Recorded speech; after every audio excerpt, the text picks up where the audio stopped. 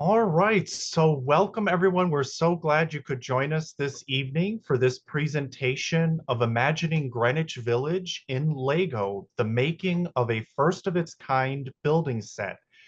And this evening, we're joined by Christopher J. Devine, who is going to be in conversation with our executive director, Andrew Berman. My name is William Roca. I'm the Director of Programs here at Village Preservation. And before we get started with this evening's program, first, just a little bit of Zoom protocol. During the presentation, please feel free to drop any questions you have into the chat or the Q&A feature. Your cameras will be off throughout the entirety of this evening's presentation, and you will be muted the whole time, but please do make use of that chat function and the Q&A. If you're not familiar with Village Preservation, let me just give you a quick introduction. We were founded back in 1980, and we work to document, celebrate, and preserve the special architectural and cultural heritage of Greenwich Village, the East Village, and NoHo. And we've secured landmark designation for more than 1,250 buildings in our neighborhoods, and we host over 75 free programs just like this throughout the year. So if you could take a moment, scan that QR code that you see on your screen and consider becoming a member or giving us a donation. If you go to villagepreservation.org, you can learn more about all the incredible advocacy work that we do and many of the other programs and resources we have available. I definitely highly recommend that you do check out the website and some of those resources. If you're interested in, let's say, creating your own walking tour of the neighborhood, we have a bunch of amazing maps available that have a whole bunch of different themes that you can then put your own walking tour together. And speaking of programs, if you enjoy this evening's program, and please go to our YouTube channel to check out recordings of previous programs as well. But you may be interested in this Thursday's upcoming program on the 25th. We started a nightclub, the birth of the Pyramid Cocktail Lounge, as told by those who lived it, which should be an awesome program learning about the start of the pyramid back in the 80s. But now I will be disappearing into the shadows and I will be handing it over to Andrew to introduce this evening's guest. Welcome, everybody, and thank you for the intro, William. I'm particularly excited for tonight's program because this is a project that I have been honored to be a part of and have been working with Christopher on, who's really the creative genius behind it for more than the past year. And I asked Christopher if he would be willing and interested to share with the public a kind of behind the scene glimpse of how this all came about and the incredible process behind it. And he generously agreed to do so. And here we are tonight. I know many of you are owners of this first of its kind Lego building set of Greenwich Village. And that, of course, sold out that production run in record time, and we've now just closed pre-orders for a second limited edition production run, and we may talk a little bit later about the future of this Greenwich Village building set and possible other Greenwich Village or other building sets in the future. But let me introduce our honored guest and speaker tonight, Christopher J. Devine, who founded Peacham in 2023. Now, previously, he was the marketing director at the Brooklyn Studio, which is an architecture firm committed to restoring and enhancing New York City's historic fabric. And he also spent 7 years working for Danish audio brand Bang Olufsen, where he managed brand marketing and public relations for its North American markets. He's a member of the Dictionary Society of North America and the American Printing History Association, and a graduate of Vassar College. And Christopher, in his new capacity, is designing products and communication strategies that transform otherwise esoteric topics into exciting, relatable concerns. Christopher reached out to us, I think, a year and a half ago, maybe, with what at the time seemed like a completely fanciful idea, which was to create a Greenwich Village building set in association with village preservation. And I thought, that's a cool idea. I can't imagine how that comes about, how you bring that to life, or what that will look like. But it was really an incredible process to work with Christopher and to realize that. And so with that, I'm going to hand it over to Christopher, who's going to provide us with a presentation that gives us some glimpses into how such a thing happens, followed by Christopher and I having a kind of a bit of a conversation, and then we're going to open it up to the audience for questions. So feel free to drop your questions into the chat or the Q&A. And Christopher, the floor is now yours. Thank you very much, Andrew, and thank you for that wonderful introduction.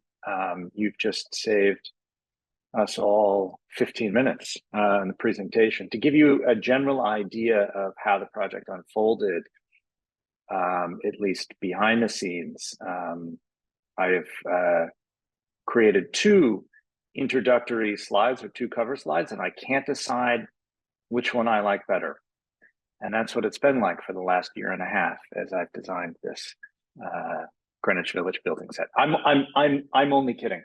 I am, as Andrew said, I have a background in communications and product marketing. I spent 7 years working for Danish audio brand Bang Olufsen, where I oversaw brand marketing and public relations for the English and French-speaking North American markets. And during that time, I had the opportunity to bring a handful of really special products to market. And so not only the standard product assortment, but also a series of limited edition products. I worked on a collaboration with filmmaker David Lynch. I oversaw a collaboration with the auction house Sotheby's. I worked on a retail activation with the Museum of Modern Art, among a handful of other exciting projects. And I mention that because that little did I know at the time that would come into play in my new life. I spent 3 years, 2.5 years working as the marketing director at what was originally CWB Architects and what became the Brooklyn Studio. As Andrew said, Brooklyn Studio is an architecture firm committed to restoring and enhancing New York City's historic fabric. The firm specializes primarily in the rehabilitation of historic row houses in New York City, ranging from some of the earliest row houses that were built in the late 1820s, all the way through the 1920s, which is really sort of marked the end of the row house era as we knew it, and a transition to a more communal-based living in apartments. During that process of working at the Brooklyn Studio, I began by overseeing a comprehensive rebrand of the firm and focused on redefining and clarifying the firm's value proposition and its core competencies, and also elevating its communication style. And one of the components of elevating the firm's communication style was actual client engagement. And in particular, the firm took great delight in sending out a holiday gift every year to all of its clients. And so the first year that I worked there, sort of at a loss, I'd looked at some of the holiday gifts that they had sent out in the past. Some were quite clever, others were a bit campy, but I really wanted to try to sort of create a gift that was engaging and participatory and educational in a way that the previous gifts hadn't. So I commissioned a Brooklyn-based artist to design what I called a row house coloring kit. And I'll talk a little bit more about that in a moment. And then the following year, I created another similar project. And the year after that, same thing. And I became fascinated with the idea of creating products that help educate audiences, especially younger audiences, about historic preservation, architectural stewardship, architectural history. And that led to the birth of my own creative agency, Peacham, which is an agency that makes history fun and cool. We design products and communication strategies that transform otherwise esoteric topics into exciting, relatable concerns. The firm is named after Henry Peacham, who was an early modern rhetorician. He wrote a book in 1577 called The Garden of Eloquence, which translated principles of classical rhetoric into the English vernacular, so into a language that everyone can understand. And that is what I aim to do with ideas ranging from historic preservation to 17th century typography and everything in between. So in 2021, I commissioned a Brooklyn-based artist to create a row house coloring kit. It was originally going to be a coloring book, but we actually decided to create individual postcards, 4x6 postcards that we packaged together with Faber-Castell colored pencils. And we sent these out just as a holiday gift to the clients. And the response that we received from the clients was incredible to me. I had never anticipated it. One client in particular wrote back and said that she had used the opportunity to educate her daughter about cornices and bay windows and stoops, and that they threw realism out the window and created these psychedelic row houses, which was great because it was both fun and also educational. And we started getting messages on social media. Hey, how can I get my hands on this coloring kit? So we had a few extra. I sent them out. The following year, I decided, all right, well, let's go bigger. Let's try and do something a little bit more ambitious. So I commissioned a Lego artist who is based in the United Kingdom. His name is Steve Mays, and he runs a design studio called Brick This. I commissioned him to create a Brooklyn landmarks building set out of Lego bricks, which was comprised of 350 pieces and included step-by-step building instructions. Steve and I went through maybe 20 different iterations of the design before landing on what you see here. And this is the way that this sort of differs from a lot of other Lego sets that you see is that it's very hyper specific and hyper localized. It features a very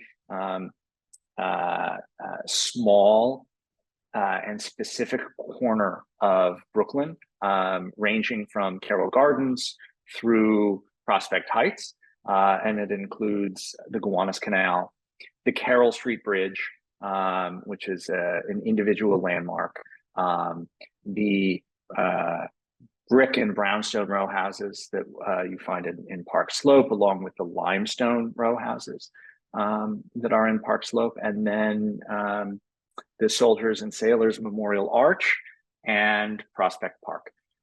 Soldiers and Sailors Memorial Arch is the sort of centerpiece or crown jewel of Grand Army Plaza in Brooklyn.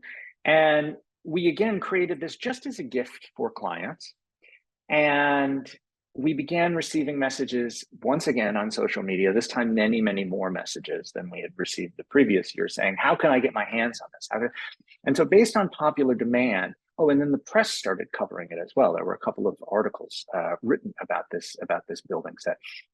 So based on popular demand, we decided to produce a second edition. I made a couple of changes to the design, and we produced a second edition, which we sold online, and we donated the proceeds to another nonprofit in New York City that is committed to preserving New York's historic neighborhoods. And the response was absolutely stunning to me. Now, during this process, I taught myself how to use the Lego building software. I've always been a Lego enthusiast, and I've always sort of had in my mind that I would like to learn how to design Lego sets. What I haven't had is an excess of inventory of individual Lego pieces. And previously that used to be the way that one would have to design a Lego set. But now software exists where you don't actually have to have the pieces on hand, because you can have digital versions of these pieces. So I taught myself how to use this software, and I began working on a project of my own, which I developed really for my son, who's now 2.5. And I was explaining to Andrew before this call that he has now begun to identify. My son has begun to identify various architectural styles based on these row houses that I have built out of Lego. So this is just a small sampling of some of the different row houses that I've built.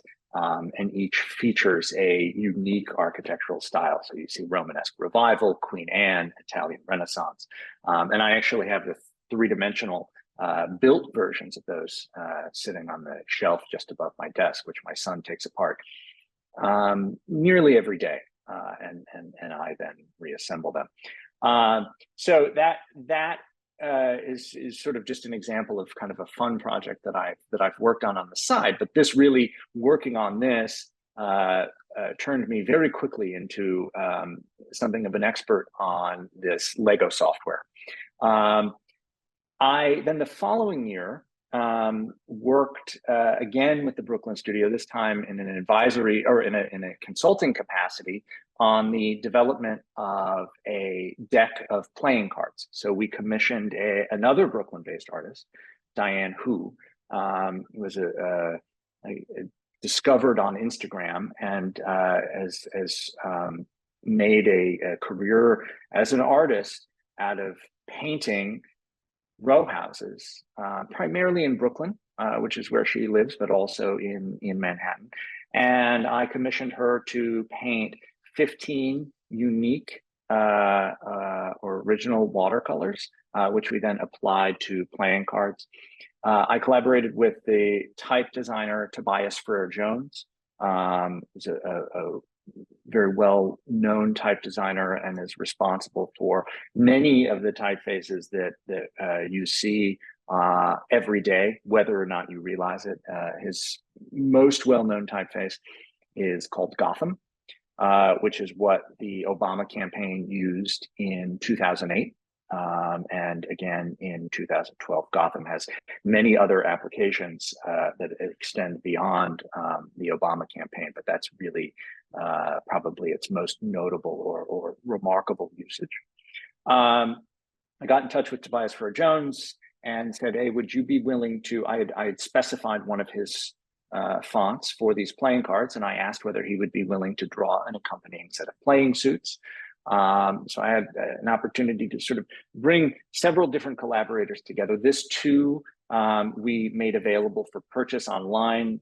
The decks sold out in a matter of days. I think they sold out in 3 days. And we were receiving emails requesting more. And during all of this, it occurred to me, well, okay, there's clearly a market for this. Not only is this fun for me, but it's also something that people have a desire for. I think that one of my goals is to replace various organizations' reliance on tote bags and mugs, which is, there's nothing wrong with tote bags and there's nothing wrong with mugs, but I want to help organizations find more creative ways to engage with their audiences.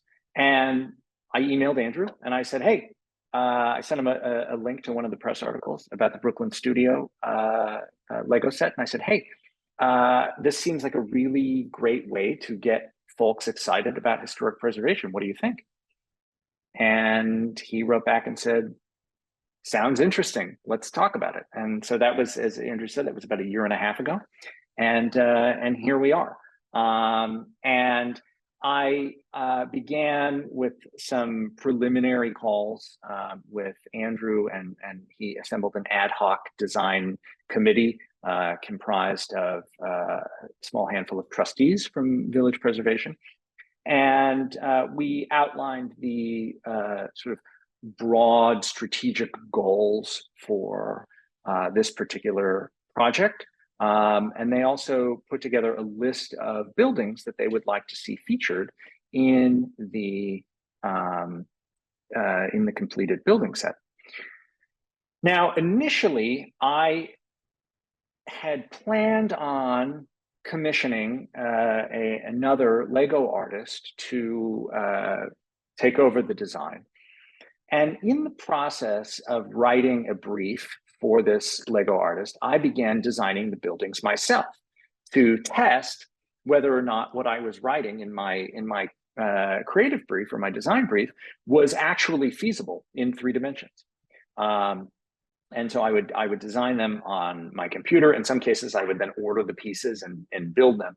So by the time I was done putting together this design brief, which was actually probably the most, aside from creating the step-by-step instructions, creating the design brief was probably the most time-consuming part of the entire project. And the final brief ended up, you see 3 pages here. Final brief ended up being, I think, 25 pages. And by the time I was completed, I had 75% of the set designed. So I thought, all right, well, you know what, I just need to take this one myself. The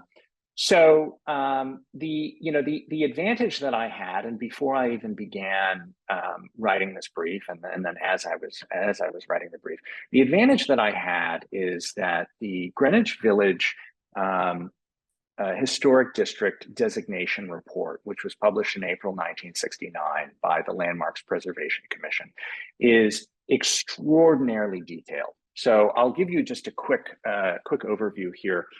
In April 1965, the New York City Landmarks Law was passed. And that was the result of much petitioning and campaigning in the years that led up to that. Folks cite the destruction of Penn Station as one of the sort of key factors that led to the creation of the Landmarks Law, and that certainly played a factor, but there were many other components that sort of came together to emphasize the importance of the creation of the Landmarks Law. In 1965, there were a handful of individual landmarks that were designated, buildings that had either fallen into disrepair or were endangered and needed to be saved. And so there was sort of this flurry of designations of individual landmarks. But then in 1965, we also get the first historic district designated, and that was Brooklyn Heights. Now, with each building and historic district that is designated, there is a report that is published called the designation report, and that also exists. There are actually 4 types of landmarks, and if you already know this, my apologies for the redundancy. There are 4 types of landmarks. There are individual landmarks, there are historic districts, there are interior landmarks, and then there are scenic landmarks. In each case, a designation report is published. In the beginning, in the early days of LPC, those designation reports were scant at best. In 1965, when the Brooklyn Heights designation report was published, it was 3 pages long. In 1966, the next historic district to be designated was Sniffen Court. That designation report is 2 pages long. Turtle Bay Gardens was also designated in 1966, 2 pages. Charlton King Van Dam, designated in 1966, 5 pages. Gramercy Park, designated in 1966, also 5 pages. And it goes on like that until we get to 1969. In 1969, we have St. Mark's Historic District, a whopping 13 pages. Then we have, in February 1969, Henderson Place Historic District, 8 pages. And then in April 1969, we have the Greenwich Village Historic District designation report published, and that was 420 pages. So all of the preceding designation reports combined were shorter than the Greenwich Village Historic District designation report. Interestingly, there were a few reports that followed, which also were consistent with the page count of the previous report. So just a few months after the Greenwich Village Historic District, we have Mott Haven Historic District. That was 9 pages. And then we have Cobble Hill at the end of 1969. And actually, Cobble Hill was December 30th. I believe it was December 30th, 1969. It was clear that the city was trying to squeeze in one more historic district before the end of the year, and that is 73 pages. There's not really a relationship between the length of the designation report and the size of the historic district. Brooklyn Heights is a very sizable historic district, and the designation report is only 3 pages. Cobble Hill is a bit smaller than Brooklyn Heights, but still, sizable. Only 73 pages. Greenwich Village was definitely the largest historic district designated to date by the time we get to the end of the 60s.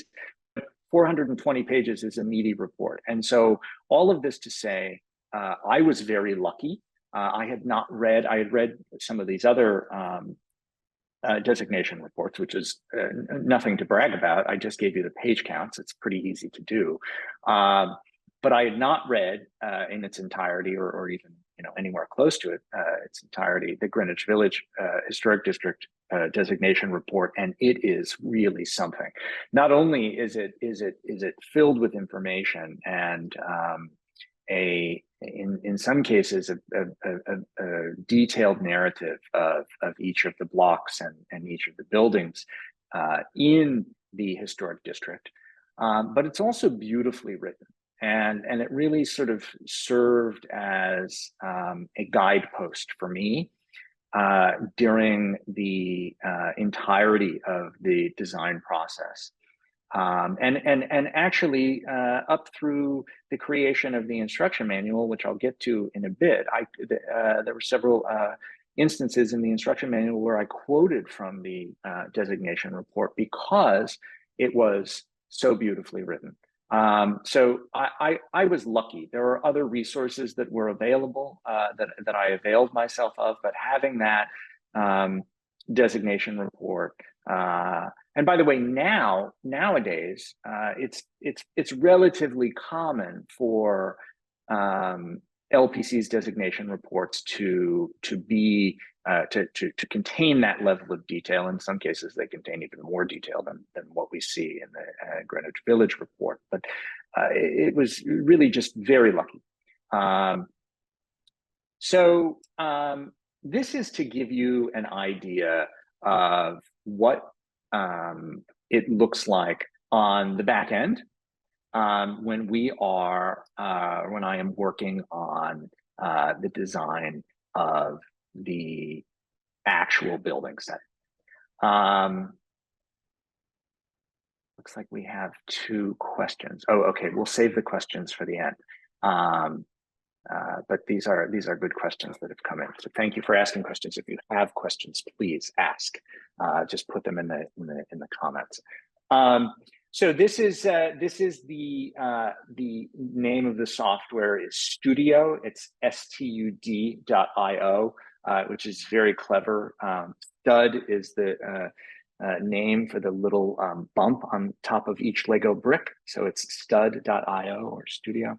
And this is software that is made freely available to the public through a platform called Bricklink. Bricklink is a marketplace where folks buy and sell Lego pieces. There are vendors around the world. What they will do is they will actually buy Lego sets, dismantle them, part them out, separate them out by pieces, and then resell them. And when you first hear that, you're like, well, doesn't Lego hate that? Well, no, Lego doesn't hate that actually, because they own that marketplace. So they're profiting twice, profiting on the initial sale of the set and then also on the resale of these pieces. And the reason that Lego purchased this marketplace, Bricklink, is because they really wanted to connect with the adult Lego enthusiast community in a way that they hadn't been. You'll also see in lots of Lego marketing more recently a desire to connect with adults, and adults figure more prominently in a lot of their advertising campaign. Now, I should say I'm not affiliated with Lego, and this product was not designed by Lego. It was not produced by Lego, but it uses Lego, and that's why we call it a building set with Lego bricks. It uses Lego as an expressive material.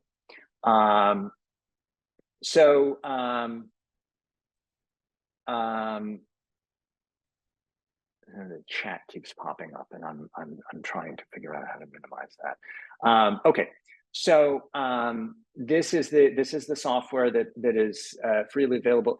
It has sort of a quality to it that makes it look a bit like a video game from the 1990s, and there's a bit of a learning curve when it comes to using the software. But as I said, when I was working on the creation of these Lego row houses for my son, I was able to master the software. What I find so fascinating is that we go from this to this. Now, interestingly enough, this is actually, although it is could be a photograph, this is a computer rendering, a photorealistic rendering of the Lego set, and that's what we use for all of our marketing imagery for the Greenwich Village Building Set, because the software does such a great job of producing these hyper realistic images. You have the reflections on the bricks. You have the light,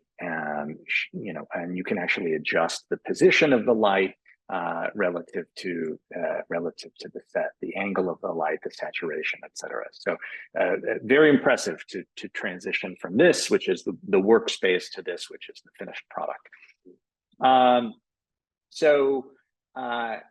Andrew and the trustees gave me a list of buildings, and it was a process of sort of narrowing down the buildings. We had kind of a predetermined piece count that we wanted to stick to in order to be able to meet a certain price point and not exceed a certain price point, and also to make the set manageable in size. It is just a little over a foot long. It's 14 inches. We didn't want to go any bigger than that or any wider than that.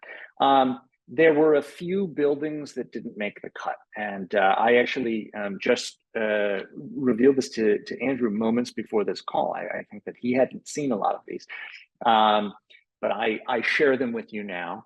121 Charles Street, which is the Goodnight Moon house. Margaret Wise Brown famously wrote Goodnight Moon in this house. The house was originally located on the Upper East Side, and in, I think it was 1967, it was put on a flatbed truck and brought to Greenwich Village. I love that story because it's sort of a metaphor for Greenwich Village accepting what other neighborhoods don't want.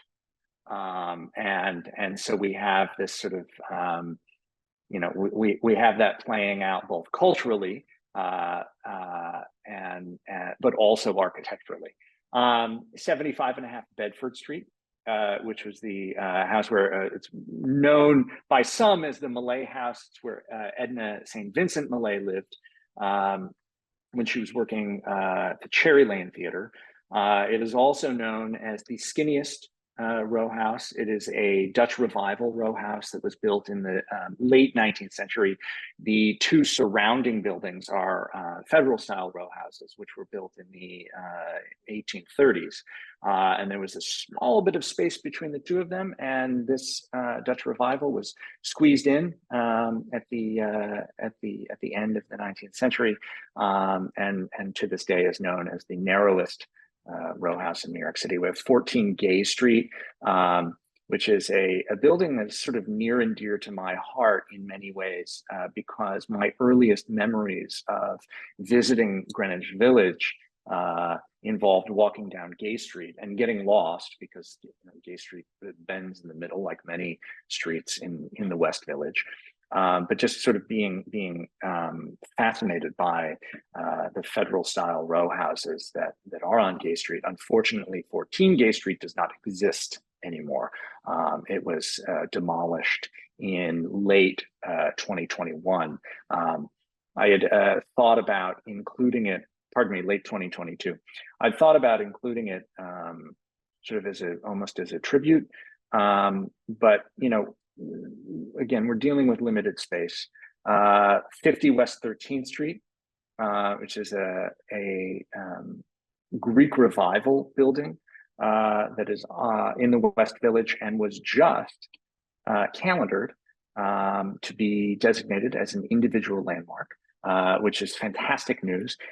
In retrospect, I wish that I had included 50 West 13th Street in the Lego set, because the day that we announced the Greenwich Village Building Set, LPC announced that this building had been calendared. And if you're not familiar with the designation process, once a building is calendared, it moves to a formal vote. And it's at this point sort of just a formality. We can take it as a foregone conclusion that the building will be designated as an individual landmark, which is wonderful. And then finally, 38 Commerce Street, which is the Cherry Lane Theater. So these are buildings that I had designed, that I had at some point integrated into the set, but ultimately had to cut. And instead, we wind up with this, which is the final building selection. My goal was to create a representative example of the neighborhood in its entirety, as much as one can do with 450 individual Lego bricks. If you sort of parse out the set from left to right, we go from the commercial. So we have Village Cigars, we have the Christopher Street IRT station, we have the Stonewall Inn. So we go from the commercial to the Civic, Jefferson Market Library, which was originally Jefferson Market Courthouse, and then was repurposed in the 1960s as a branch of the New York Public Library, one of the very earliest examples of adaptive reuse, and an example that kind of set the model for ways in which historic buildings could be repurposed in New York City. So we moved from the commercial to the civic, then to the residential. We have McDougal Alley, originally built as a series of horse stables starting in the 1830s, and eventually converted to artist lofts or artist studios, and finally now to private residences. And Washington Square North, otherwise known as the Row, which is a very imposing row of nearly uniform Greek Revival row houses that extends the entirety of Washington Square North. The section depicted in the building set is the stretch of 13 row houses that runs between McDougal Street and University Place. So it is on the northeast side of Washington Square North. And there are 13, condensed them into 3. Interestingly, of those 13, 12 remain intact. There is one that was modified, one of these Greek Revival row houses that was modified in the late 19th century and turned into a Queen Anne style row house. It's now a bit taller and has a more ornamental facade than its counterparts. That was a very common practice in the late 19th century. It's sort of hard to imagine now, but by the time the later 19th century rolled around, the Greek Revival and even before that, federal style row houses were considered tremendously out of date. And a lot of times you'll see sometimes subtle, sometimes very obvious adaptations that are made to these row houses, which can include something as simple as the addition of scrolled brackets, Italianate style scrolled brackets on federal style row houses, to a complete remodeling of a facade, as we see on Washington Square North with that particular Queen Anne. And there are many famous residents over the years, both in McDougal Alley and also on Washington Square North. Edward Hopper is one of those, the painter, and he lived in the Queen Anne style row house on Washington Square North. I did not depict that in this set. And then finally, we have a public space, which is Washington Square Park, complete with the Washington Arch, designed by Stanford White and dedicated in 1895. And it includes the two statues of George Washington, which were added in the early 20th century. One is called At War and one is called At Peace. And this is the final design of the building set. The process of designing the set was interesting because, you know, I made a joke at the beginning when I was showing you my two different cover pages for this presentation, and that I couldn't quite decide. There was a lot of fiddling and lots of just revision upon revision, testing out different scale and testing out, in some cases, different colors of bricks and different color flowers and the arrangement of foliage. And then one day when I landed on what we see here, I said, that's it. And after that, I didn't make a single modification to the design, because I had gotten it. There were a couple of modifications that were made structurally to the plates underneath, just to optimize the building experience. But once I landed on this design, I knew that this was exactly what I had in mind, and Andrew and the trustees felt the same way, and we proceeded. That was back in late December, and so production officially began in January, and with the goal of bringing the product to market in June. Here are a couple additional views. So I attempted to add some kind of interesting and fun detail. You can see there's a sloped piece here where one would enter the Christopher Street station. There is a tile that represents S triangle. It's admittedly out of scale. In fact, all of Village Cigars is out of scale with the rest of the set. We're dealing with sort of a very blunt material here, and very imprecise material. And so hitting scale exactly is difficult. I did use Google 3D Earth in an attempt to, or Google Earth with the 3D view, pardon me. Sound like my father making up technologies that don't exist. Google Earth with the 3D view. To establish relative scale of buildings. But of course, you know, when your smallest unit is a 1x1 Lego brick, scale becomes something that you have to forgive. And then also, you know, had Village Cigars and sort of its the Christopher Street station and has triangle been sized appropriately relative to the other buildings, it would have just been, I think, too insignificant. And I wanted to make sure that we gave it the requisite attention. I'll talk a little bit more about Village Cigars in a minute. Here is the overhead view.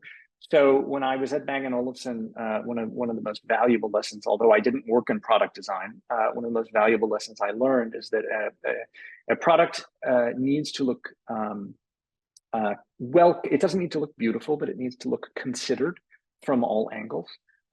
So the appearance of the building set was something that I, again, sort of poured over, not just how it looks from the front or from the angle that you see depicted here, but also from the top and from the back as well. And then finally, one of the sort of interesting design components that I spent a fair amount of time focusing on was the signage. And for those of you who have purchased the building set, or for those of you who have read about it online, there was also an article that was published in Print magazine, focusing in particular on the recreation of some of the signage in Greenwich Village. You may be familiar with some of the steps that I took, but I will walk you through these steps in any case. So focusing in particular on the Village Cigar sign and the Stonewall Inn sign. We'll start with Stonewall. So this requires a brief history of Stonewall, and what's fascinating about Stonewall to me is that architecturally the building is relatively unremarkable. It was built as two carriage houses in the 1830s, 1840s, and it was built strictly out of utility, and sort of lacks any kind of architectural flair, especially when set aside a building like Jefferson Market Library, which is an example of high Victorian Gothic architecture. But nevertheless, in addition to its tremendous cultural significance, the two buildings that comprise the Stonewall Inn also have their own sort of very unique architectural story. So the buildings were built separately, 51 and 53 Christopher Street. 51 is the taller of the two buildings, 53 is the shorter. There's a photo from 1928, and there was a bakery that had moved in to 53 Christopher Street. Shortly thereafter, in the early 1930s, the top floor of 51 Christopher Street was removed. And then the two buildings were joined together, and they were given a uniform brick and stucco facade. So the brick facade is on the first floor, and the stucco facade is on the second floor. There's a misalignment you'll see in terms of the windows, which is reflected. It's difficult to tell from this picture, but it's actually that misalignment is reflected in the design of the building set. And there was a sign that was hung outside, and the sign read Bonnie's Stonewall Inn. And it was in the days following the repeal of Prohibition, and Bonnie's Stonewall Inn was a cocktail lounge. And Bonnie's Stonewall Inn existed for some number of years. Eventually, Bonnie's was replaced on the sign simply with the word restaurant. Here we have the Stonewall Inn in 1966. In the 1960s, it was taken over by the mafia and turned into a bar that was marketed towards gays and lesbians, and I guess what we can sort of more broadly refer to as the queer community. It was for folks who didn't belong elsewhere. And interesting, again, parallel to what I had brought up before about buildings that don't belong elsewhere, and Greenwich Village sort of being functioning as a home to them. We then, of course, have the Stonewall riot that took place in June of 1969. I won't tell that entire story if you're not familiar with it. There are many ways that you can learn about the Stonewall riot, including most recently actually going to the Stonewall Visitor Center, which recently opened up at 51 Christopher Street. Previously, 51 Christopher Street had been home to a nail salon, and before that, a handful of other businesses. But now, finally, 53 and Christopher Street and 51 Christopher Street are operating under, if not the same ownership or same roof, at least under a similar name. We have the Stonewall Inn, which is a bar, and the Stonewall Visitor Center next door. What I want to focus here, or what I want to focus now on, is the actual sign. So we see here that the word Bonnie's has been replaced with restaurant. And in 1969, shortly after the Stonewall riot, Stonewall went out of business. closed down, windows were boarded up, they had been damaged during the riot, doors had been damaged, and it remained vacant for the first part of the 70s. The sign was covered up. In the early 1970s, a restaurant called Bowl and Board opened up. And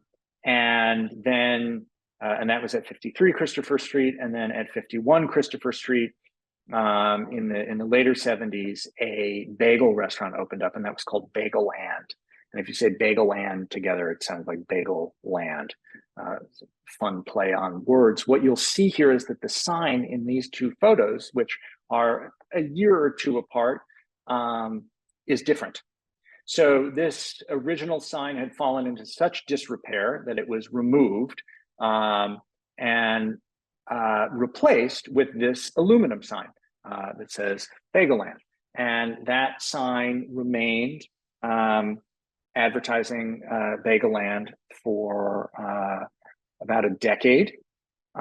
Bagel Land then went out of business and was replaced by a bar at 51 Christopher Street, which just went by Stonewall, and it was a tribute to the original Stonewall. So they had dropped the and they had dropped the in. It was just Stonewall, and they used the new sign, and the new sign, or they used the new sign, but they resurfaced it with the Stonewall lettering, and the lettering is loosely based on the original lettering that we see on the Bonnie Stonewall Inn sign, but it has some unique kind of idiosyncrasies that we don't see in the original, not the least of which is that Stonewall is now one word. So if we look at the earlier Stonewall signs, Stonewall was two words. There's a slightly larger space.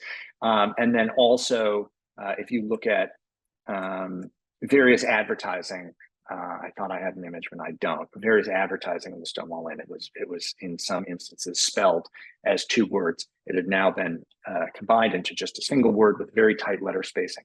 So interestingly enough, there is a type designer named Trey Seals, extraordinarily talented type designer. He's the founder of Vocal Type Company, and Trey takes lettering that has historical and social significance, lettering from suffrage protests and suffrage marches, or lettering on the side of Stonewall Inn, or from civil rights marches, and he turns those into digital fonts. And in 2020, he created a font called Marcia, and that font is based on the sign that hung outside Stonewall Inn in the late 1980s. Now that version, or that sort of iteration of Stonewall, was very short-lived. It opened up in, I think, 87, and it was closed by 89, at which point the sign was removed, and was removed for good.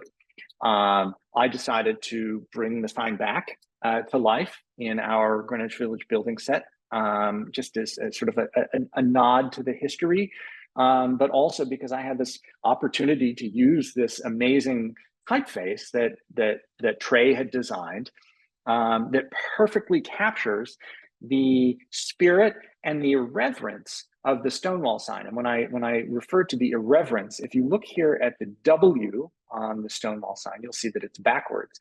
And in Marcia, Trey designed a backwards W. Now, this is, if you're fluent at all in typography, this is known as a contextual alternate. So if you just type W on a computer, you will get a normal looking W. But if you go into the glyph palette in the font, or you turn on contextual alternates, which is an open type font feature, then you can access this backwards W, which I did for the creation of the Stonewall sign.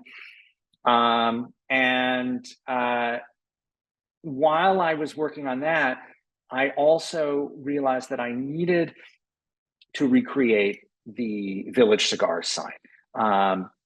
Interestingly, here's a photo of Marsha P. Johnson. So Marsha, the font, is named after Marsha P. Johnson, who, legend has it, threw the first brick during the Stonewall riots. She was certainly figured very prominently in the Stonewall uprising, and was a very, very important figure in the LGBTQ liberation movement. from the 1960s all the way to her death, which I believe was the late 1980s. Here's a photo of Marsha P. Johnson, and correct me if I have the date of her death incorrect. Here is a photograph of Marsha P. Johnson standing outside Village Cigars, but we'll, and we can see here the iconic Village Cigars lettering.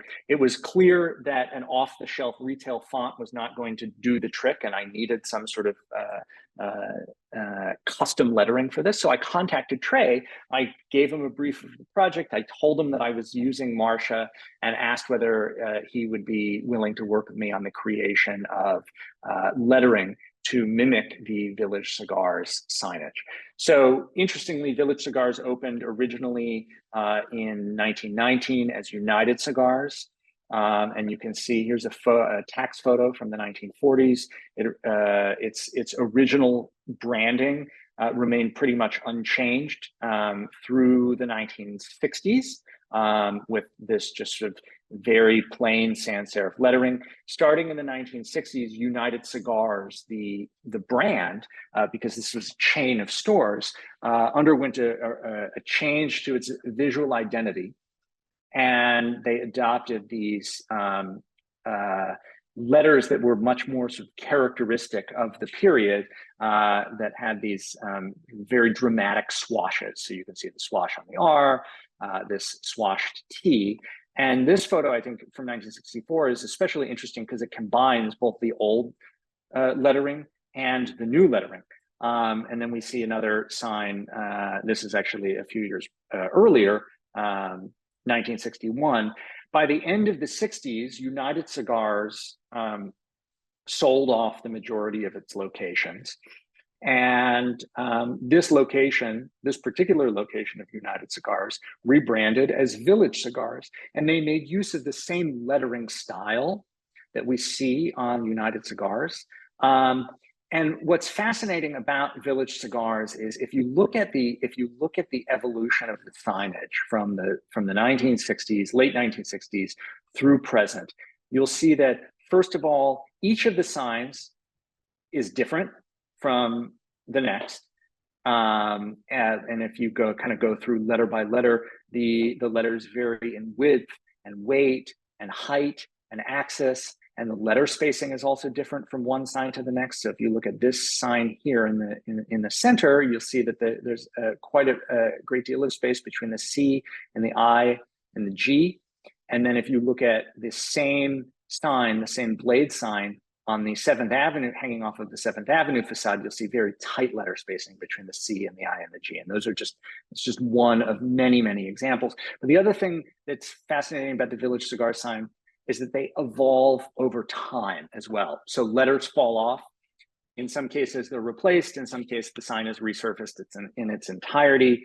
In some photos, you'll see sort of a portion of one of the letters hanging off, and then a few years later, it's been replaced. So it's kind of constantly evolving and changing. We had to pick a specific direction because we were only going to have one Village Cigars sign on the Greenwich Village Building Set. And so we picked the current signage that appears on the horizontal sign on the 7th Avenue facade. And on the top here, we have the first draft of the lettering that Trey sent me. And here we were still sort of experimenting with trying to kind of combine several different lettering styles, letter spacing, et cetera. And so you see there's a very tight space between the R and the S, which actually mimics the blade sign here as opposed to the facade sign. By the time we settled on or landed on a final design, we had introduced this highly irregular letter spacing, which, let me tell you, for a skilled type designer like Trey, I'm sure is very challenging because type designers are taught to letter space very precisely, and the Village Cigar sign it's a typographic mess. Now it's fascinating, but it's also from as far as classical typography goes, it's a mess. And he was able to recreate all of the idiosyncrasies of this sign very, very beautifully and very perfectly. Now, during this process, Village Cigars went out of business, and that was sort of, it was at once very disheartening to me. It was also I do take some small amount of comfort knowing that whatever happens to the Village Cigars signs in real life, they will at least be preserved at a very small scale in our Greenwich Village building set, and that we have a very, very faithful reproduction of the lettering that appears on the 7th Avenue facade. So this is actually, I mean, I regard this in some ways as a very important historical specimen designed by a very important type designer. And I'm just sort of thrilled to kind of watch all of this unfold. It's come up before, and I'll just say tangentially, a question about whether or not the signage itself is landmarked. So the building itself enjoys protection as part of the Greenwich Village Historic District. Signage is generally regarded as ephemeral, especially when the signage advertises a building that doesn't exist any longer. And so the owner of Village Cigars has claimed publicly a handful of times that he's keen on finding a tenant who is eager to maintain at least some of the historic signage, but there are no guarantees, and it would be unrealistic to expect the Landmarks Preservation Commission to protect signage, knowing that the new tenant will likely not be a tobacco retailer. The best that we can hope for, if the signage is in fact replaced, is signage that is drawn or designed in the same style and maintains the same spirit as the United Cigars signage from the 1960s, and then the Village Cigars signage that existed from the late 1960s through present. I don't have much to say about packaging design. I included the design of the packaging here just to kind of give you an idea of how that all came together. Relatively straightforward, but we wanted to make sure that the presentation of the Greenwich Village building set was very nice, and a lot of time and attention and energy went into the packaging, and likewise with the instruction booklet. So the instruction booklet I believe it's 96 pages, and the first 20 or so pages contain historical photographs and information about the various places depicted, including Village Cigars, Stonewall Inn, and then an introduction on how to use this little device or tool that comes with the set called a brick separator.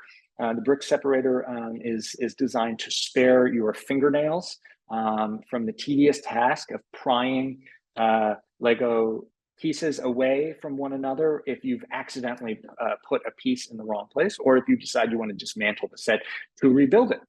And then also a little key on how to follow the instructions.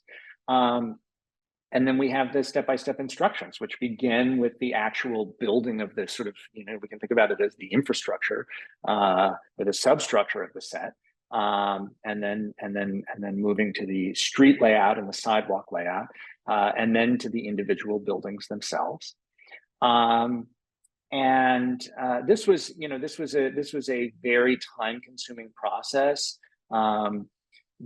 Putting these instructions together, because it was my goal to make these as simple and easy to follow as possible, knowing that Lego enthusiasts may not, or the set may not be purchased only by Lego enthusiasts. So I wanted to assume that someone building the set had never purchased a Lego set before, or anything similar. And it was my goal to kind of make these as simple and straightforward as possible, which is a lot easier said than done. And all of that came together. I used so we had our instructions were printed in Connecticut. I used a box manufacturer based in Long Island. I sourced the pieces from an independent Lego reseller based in Poughkeepsie, and he ordered 250 sets times 450 pieces. It was approximately 112,000 individual Lego pieces that he then had to sort through and package up, and did that. And Then the sets were brought to the Village Preservation Office. I also worked on the development and design of the web shop and the associated marketing materials. And we teased the set on June 12th at Village Preservation's annual meeting, which was very exciting. And then the set was formally announced the following week. It went on sale. It sold out in 4 days, 3.5 days.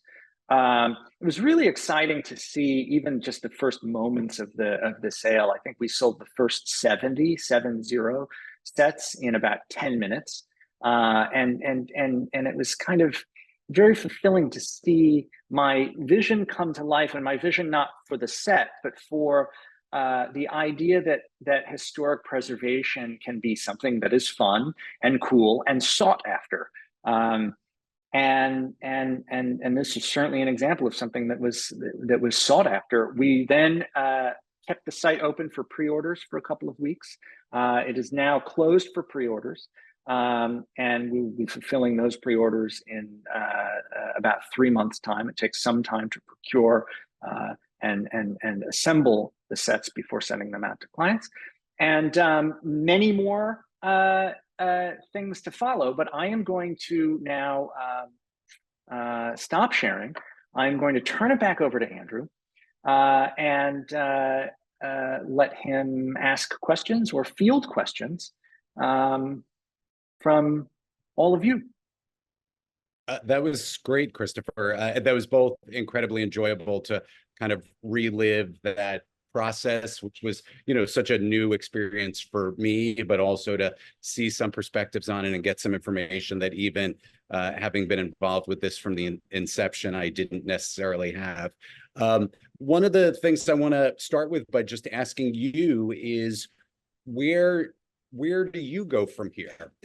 So, as this, creative mind, you now have your own company.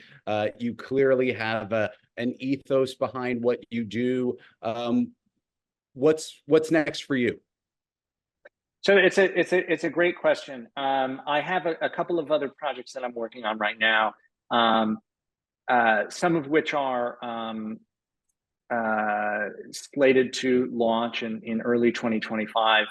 One is another deck of playing cards, but it is Chicago themed. So I'm working with an artist based in Chicago, and we're partnering with an organization committed to educating the public about Chicago's rich architectural history.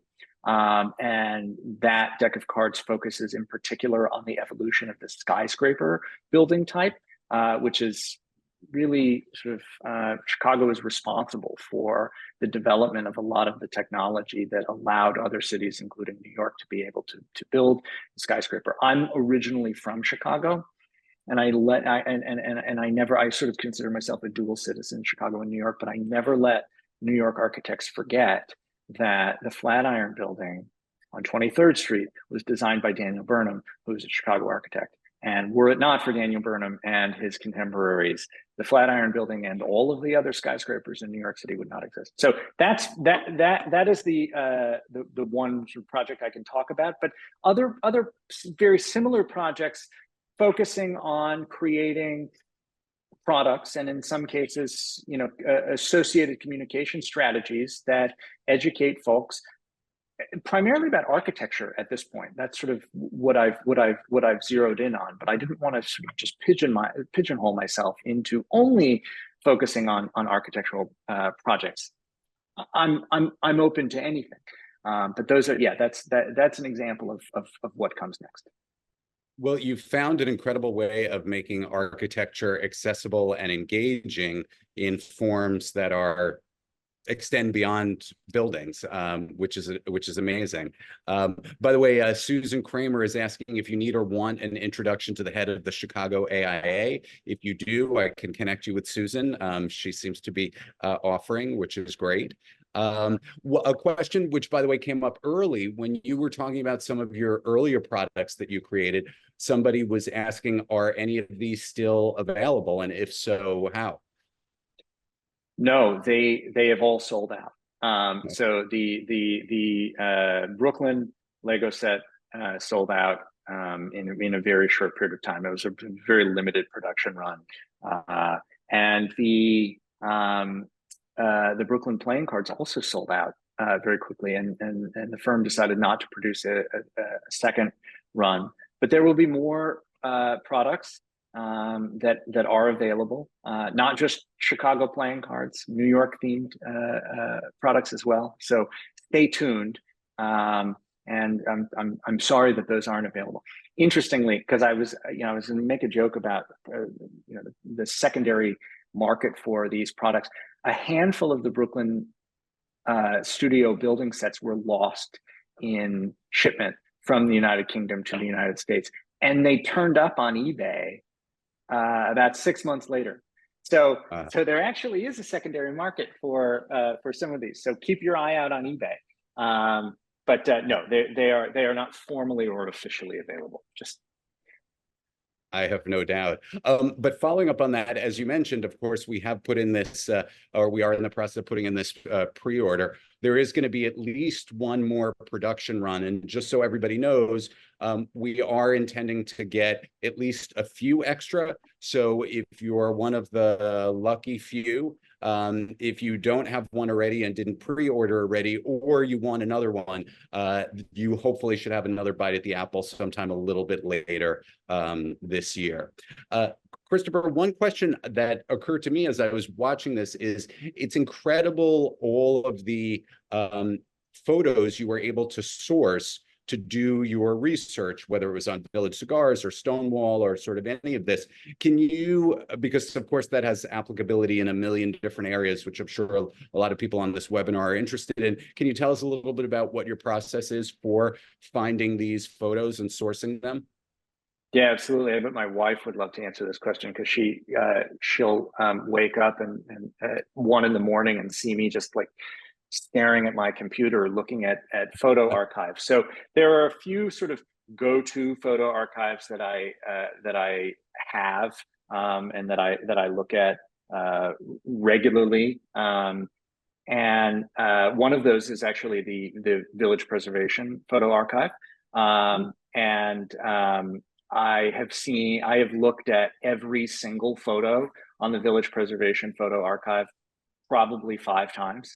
What I do, I haven't told you about this, but what I do is I just open up one tab after the next with all of the different albums, and then I just go through and I knock them down one by one. It's very and because each time I look through an archive, I find something new.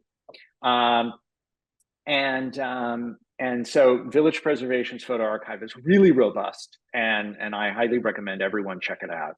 And a huge diversity of images, image styles, formats. It's really something else. Landmarks Preservation Commission undertook about 2 years ago, began making freely available all of the photographs that they use to during the designation process. So they'll take photographs when a building or an interior landmark or a scenic landmark or a historic district is designated. And in the case of an historic district, they photograph every single building in the entire district. And so some of these folders in the archive are massive. They are constantly updating it. They do not have the Greenwich Village Historic District available online yet, but they do have the photographs. And I actually emailed them to see whether they had any interesting photos of Stonewall that I hadn't already encountered. They did send me a couple from that were taken around the time of the 1969 designation report. They didn't make it into this presentation or into the instruction booklet, but I was nevertheless grateful to know that is also a way that one can access photos by actually just emailing the info at email address at LPC. They responded right away. It was lovely. It's the only city agency that will respond to you that quickly, unless you're trying to pay a parking ticket. And then New York Public Library is another one. That's just sort of a go-to of mine. And Christopher, I'm just going to briefly jump in and say, for the Greenwich Village Historic District designation photos, We actually have many of them on our website.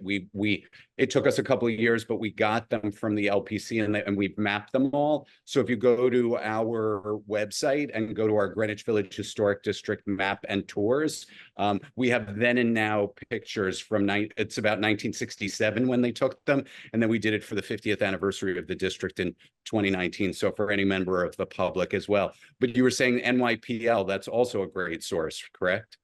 New York Public Library is a great one. And then the app, Urban Archive, I recommend everyone download this app.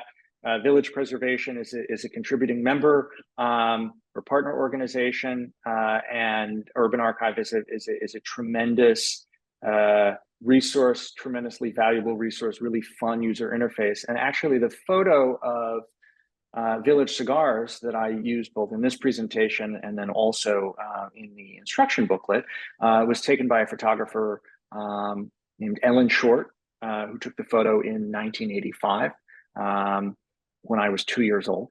And I got in touch with her. Urban Archive put me in touch with her, and I called her on a Tuesday morning, and I described this project to her, and we talked about when she took the photo, and she gave us permission to use the Village Cigars photo in this project. So it was actually really fascinating to be able to connect with the person who took the photo that figures so prominently in my own research and also in the design of the set. That's amazing. And yeah, Urban Archive, I can't say enough about what an incredible resource they are. And we're dropping information in the chat about lots of this stuff. So definitely everybody feel free to take a look there. One of the questions we received, which, I think it's, I'm sure a lot of people are wondering is, so what was the relationship between you and this project and the Lego company, and how does that work? Yeah, absolutely. So I touched on this briefly, but just to elaborate, I don't have any formal relationship with Lego other than as a consumer. And as a consumer, I have a very formal relationship with Lego because my house is filled with Lego sets. But the Lego group was not involved with the design or the packaging of this set, and we sought to make that very clear. I regard Lego is a brand, but Lego is also the Lego brick is an expressive medium, and so we are using the Lego brick as an expressive medium in the same way that one might use oil paint or ceramic or clay, and so it is. But Lego also makes it easy because they make this software available to the public. Which allows one to create step-by-step instructions. And they have this marketplace called BrickLink, which allows folks to buy and sell Lego products. And so the vendor that I used, who's based in Poughkeepsie, has a BrickLink storefront. And he, at any given point in time, has approximately 1 million Lego bricks in his inventory. And they are all cataloged and organized by part and color. It's absolutely fascinating. I've been to his studio a couple of times. It's absolutely fascinating to see how he has sort of created this. Lots and lots of very small drawers. So he was responsible for procuring all of the sets, sourcing the pieces that he didn't have, pulling from his inventory the pieces he did have, and then packaging them up. And then someone's asking as you're speaking, were all the bricks previously manufactured, or were they made to spec? That's another great question. They were all manufactured previously, and that's actually a challenge that one runs into. Some of these bricks are very rare. Not any of the bricks that we used, but if you look at the entire palette of bricks available, there are some bricks and some unique colors that are very rare, and they go for. I mean, you could buy a little 1/4-inch brick that costs $6 because it is so rare. We avoided all $6 bricks in the creation of this set, which is can be frustrating on the one hand, but also can sort of be liberating to work within very specific constraints. You have a predefined palette, you have a predefined set of materials, and you have to find creative ways to express these buildings using that predefined palette. Sure.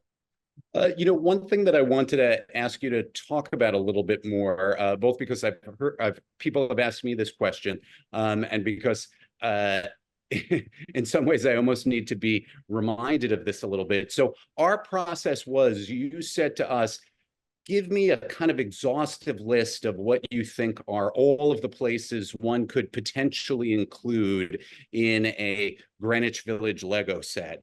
Let me think about it. Let me work with them, and I'm going to come back to you with a proposal for what I think might work. And you did, and if I'm not mistaken, I think actually what you came back to us was more or less exactly what we ended up using. I don't think we said, hey, you forgot this one, you got to put that one in there, or what's this one doing in here, take that one out. I think, you came up with what we certainly felt was a sort of perfect list. What was your process like in terms of looking? I mean, it's an embarrassment of riches, as you showing all of those great sites, which in this particular case didn't make the cut. Maybe they will for a future set. What for you allowed you to make the decisions to say, this is what I think needs to go in here? How much of it had to do with how they relate to one another? What was that process like? Yeah, so I'm glad you asked that. It's a great question. There were certain non-negotiables, right? So we had to have Washington Square Park and Washington Arch.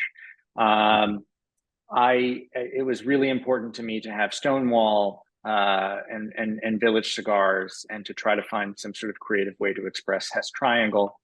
But then there were others. There are a handful of civic buildings that I could have chosen from. And I actually really struggled initially with the design of Jefferson Market Library, because it is so big and relative to the other buildings, and it's so multifaceted, and it's on a triangular block. And so trying to distill that was really very difficult for me. And so my initial version of Jefferson Market Library was huge. And then I tried to condense it, and then I made another version that was too small. And ultimately what I did is, if you look at Jefferson Market Library, if you look at the facade, you can essentially, if you look at the 6th Avenue facade, you can essentially divide it up into 6 segments. And I portrayed 3 of those 6, which seemed sort of like a happy medium. It appropriately conveyed the gables, the Gothic windows. We have the clock tower, and a few of the spires. But I think that sort of represents what the entire process was like. It was just a process of distilling again and again and again, and deciding which details could be left out, which details could be suggested broadly, and which details were really worth investing in, like the signage. And it's almost, I've likened it before, and this sort of elevates what I did here to a level that I'm not necessarily comfortable with, but it's a little bit like writing poetry, I think, in terms of just sort of this constant distillation of words to express very complex ideas. Once I had all of the kind of component parts, I began playing with them. And so I had created a library of buildings. So even though each of them wasn't quite final, I began sort of piecing them together to see how they fit together. And that's where I came up with this narrative that I talked about, of it moving from the commercial to the civic to the residential to the public. Conveniently, that also follows geography, loosely at least. And that was another consideration, as I wanted to adhere to a loosely defined geography of Greenwich Village, and pay homage to the street structure as well. So I've preserved the angled street, what is effectively Christopher Street, in between Village Cigars and Stonewall. So it was just a process of lots of fiddling with these pieces until finally it just came together. And as I said, when it came together, that was it. I knew. I mean, I knew it immediately. I said, this is it. Yeah, it really does speak to how, in a lot of ways, no matter what you're doing, editing is the hardest part and the most important part. And, I mean, I have to say, I never would have imagined that one could take such an incredibly complicated and varied and delicate and intricate thing like the sort of Greenwich Village streetscape and distill it to this 12-inch long set that really is this just sort of joyful ode to it. And you don't look at it and say, well, how come this isn't in here, or what's this doing here?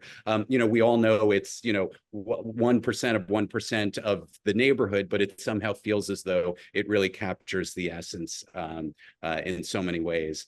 I'm curious what, and this I'm just going to ask you out of the blue. We didn't even discuss this. What would be your dream or fantasy Lego set that you would love to get to create or design?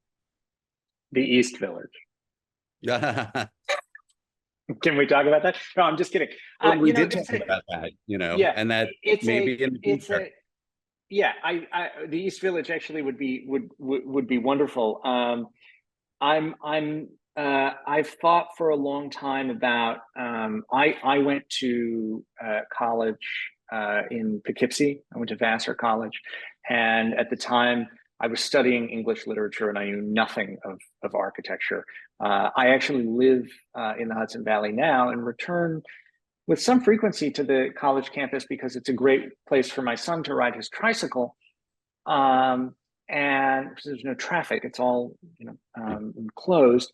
And it is just this remarkable specimen of 19th and early 20th century architecture, and includes works by some of the most renowned architects of the 19th and 20th century, everyone from James Renwick to Eero Saarinen to Marcel Breuer. And I am very keen on recreating in Lego. I don't know at what scale, at least some of the buildings on this campus. I'm also working on the main street for the town that I live in now. But these are things that I just this is what I do late at night when other people are, I don't know, doing whatever they do late at night. I think that as far as an area that I really would like to concentrate on, I think looking at another neighborhood in New York City could be really, really fun. Without a doubt. Well, Christopher, this has been a pleasure. And it's made me excited all over again for the Lego project, which of course, we're now in that second production run, and sometime in the coming weeks or months, we will have it there for the public to enjoy. This has been wonderful. And of course, it's been wonderful working with you, and I'm really looking forward to hopefully some more projects in the future. And for anybody who's interested in getting in touch with Christopher, we've dropped his information in the chat. We've also, of course, dropped information about the Greenwich Village building set. So keep following that. And thank you, everybody, so much for joining us tonight and participating in this wonderful conversation. Yeah, thank you, everyone, and please feel free to be in touch. There were some questions that I didn't get to respond to that I'm seeing now in the chat, but I really appreciate everyone participating and chiming in. And feel free to be in touch if you have any other questions. All right, everybody, have a good night.